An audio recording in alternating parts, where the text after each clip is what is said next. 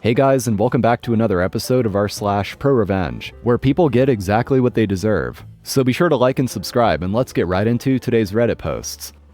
Don't want to tell me what the parking ticket is for? Okay, I'll get that ticket thrown out in court, along with jeopardizing any ticket the city wrote on that same form. This was mid to late 90s in a northern Midwest mid-sized city. Parking near my apartment near a university was only on-street parking. Bad in the best of times. It got miserable in winter, with alternate side parking eliminating half the parking on major streets, such as where my apartment was. Failing to find any parking, some nights I would risk it. Sometimes I got a ticket, sometimes not, but at least I typically knew why I got the ticket. Until one morning, I was cited for violation number 27. I had no idea what that was all about. It wasn't an alternate side violation, not an expired meter issue, not a loading zone thing. I just didn't know what it was. What did I do wrong? I went by the office to pay the ticket and I asked the clerk, by the way, what is violation number 27? I don't know and don't want to get ticketed for whatever it is again. Her reply set me off. We don't have to tell you. Excuse me? I took my check out of her hand and picked up my ticket. I asked her who could tell me. She shrugged. Maybe the prosecutor's office? She replied. I left, ticket unpaid.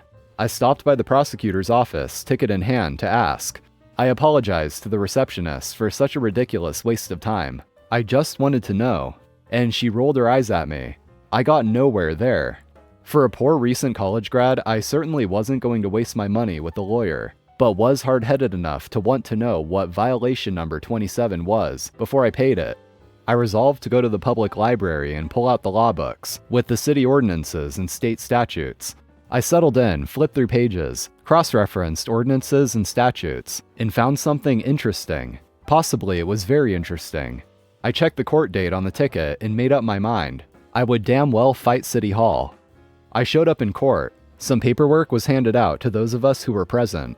Just before it was to be my turn, the prosecutor graciously offered to let me pay the parking ticket, plus court costs to make this go away. It is a damn parking ticket. I'm already here. Why bother? After waiting my turn, I stepped before the judge. The judge said a few things, the prosecutor said a few things, and then it was my turn.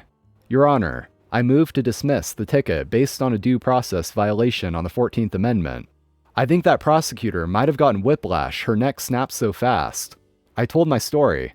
I just want to know what violation number 27 is. I looked. It's not in the law books, not in the city ordinances. I am being charged with something without being told what it is. And the judge smiled a bit, turned to the prosecutor and said, I've been waiting for someone to bring this up. The prosecutor's jaw dropped. Your Honor, I went on, state statute requires certain elements to be on any citation for it to be valid. Among those things is a citation to statute or ordinance, and there are a couple other issues with the ticket. It does not conform to the statutory requirements for a citation. The judge turned to me and asked if I had the ticket.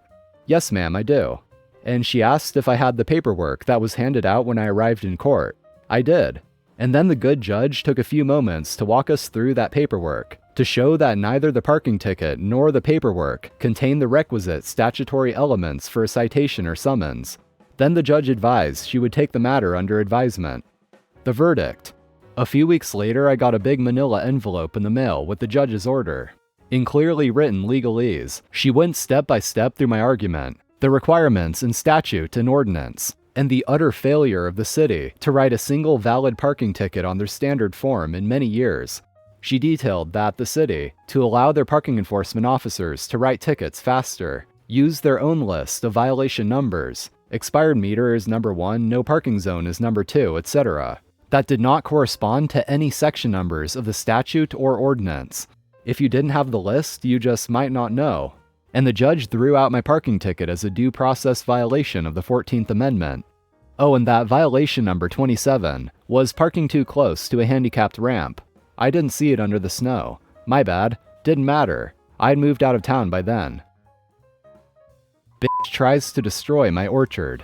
I bankrupt her and get her house torn down. Well, let's start a few years in the past. My great-grandparents planted an orchard. It is now at least 120 years old. My grandparents and my parents were really proud of the peach trees growing in it and did their best to keep them in good health and well. We always threw a big party when the peaches were ready to be harvested, and invited all of our friends and neighbors to do it. The neighbors on the property to the south of our orchard were particularly fond of our peaches. They were a bunch of fine old people, and me and the old man, Sam, were pretty good friends. He taught me a lot about woodworking with hand tools only, and we had some great evenings in his workshop, and we finished many a good whiskeys in there together. In return, he got a lot of the fine peaches, marmalade, homemade peach liqueur, etc. Sadly, he died a good 10 years ago. Cancer is a real asshole. His wife followed soon after. Many suspected it was of a broken heart. They had no kids, so all of their property was left to the state, except his tools and whiskey collection, which he had gifted me a few weeks before he died. In comes Karen. The name speaks for itself. Haircut, attitude, bitchiness, the whole deal. She bought the property of my late neighbors. We hadn't had the kind of money to buy it at the time, as we had met some dire straits the years before, and all our savings were gone. The first thing she did, before she actually moved in, was to go around and make demands of the neighbors on the surrounding properties. When it was finally our turn, we listened to her gibberish. She told us that we needed to remove half of the trees, as the leaves were blowing onto her property. We told her in a polite way that we won't comply to her demands, as the orchard is a vital part of our family heritage, tradition, and life, and has been there for at least 120 years. She was pretty pissed, but did nothing for the time being. There are some things you need to know before I continue with the story. The workshop I mentioned before was situated right at the border to our property. It was a small timber-framed building, at least 160 to 180 years old. The regulations in my state are pretty strict concerning old structures. Every structure over 100 years old is protected, and you need a special permission to tear it down. Failing to get this permission can lead to a hefty fine. To get the permission to build a new building, it has to be up to code and you have to ask your surrounding neighbors, and if they agree, you're good to go. Except there is one specialty in my county. You have to keep a certain distance to the border of the property to allow emergency services full access to your property. If one of these requirements isn't met, the building is illegal, or at least only partially legal, and can actually be ordered by court to be torn down. That might come in handy later. So back to my Karen. After our first encounter with her, she did her best to pester the whole neighborhood. She got the neighbor's dog put down because he allegedly attacked her brat. It later turned out she faked the attack. The dog was the sweetest and most innocent dog you could imagine. A Bernese mountain dog. Big, but a real teddy bear.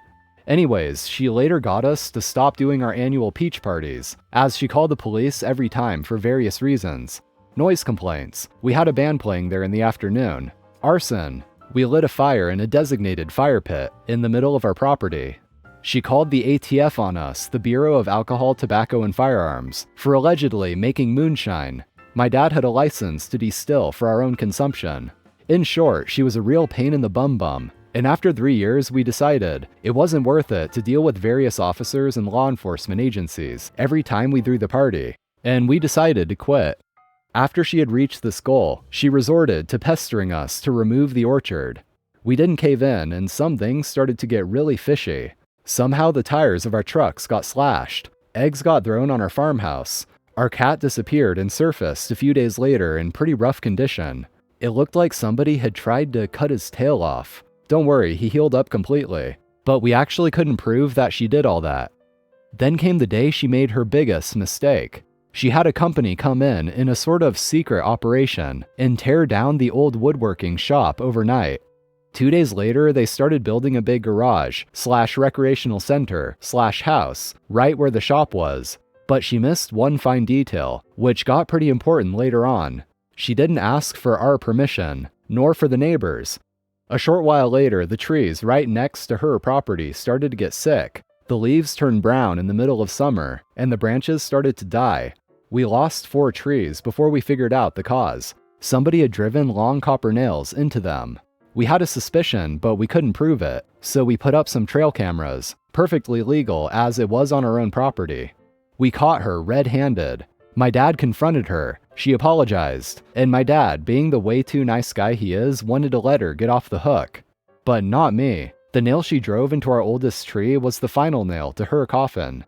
I started to investigate. I had some friends at the administration of our county and asked them to do some inquiries. Turns out she hasn't applied for permission to tear down the old shop, nor for permission to build a new building. I further did some inquiries on the borderline of our property. Turned out the old markers vanished over time, and her building was about 3 feet on our property. After I had gathered all this information, I presented it to my parents. At first, they were reluctant, as they didn't want to start a neighborhood clash, but after I recalled all the things she did to us and our neighbors, they were in. So let the games begin. First, we called the authorities on her for tearing down a protected building, and presented them with all the evidence we gathered. Then we called the building authorities on her for building a building without permission, not up to code. And not only didn't she keep the required distance to the property border, she also built on our property without permission.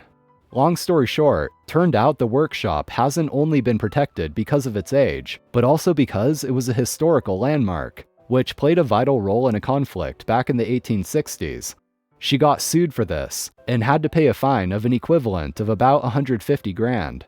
She further had to demolish her newly built building, costing an additional 50 grand. Got fined for this too, about 83 grand, and had to rebuild the workshop on her own expense, which was another whopping 154 grand, as it had to be period correct up to the smallest detail. Means it had to be built with the correct materials, with hand tools only, and to the correct dimensions. As you can imagine, paying professionals to build quite a large timber-framed building only by hand gets pretty expensive pretty fast. So all in all, it cost her an equivalent of $437,000, plus further expenses as lawyers, etc. This caused her to go bankrupt, so she had to sell the property in the end, which my parents bought, by the way. Last I heard of her was that she moved back to the big city. That is it for today, guys. Thank you so much for watching. Be sure to drop a like if you made it this far, I'd really appreciate it. And also, subscribe to the channel for more. So I'm out of here. Have an awesome day, and until next time.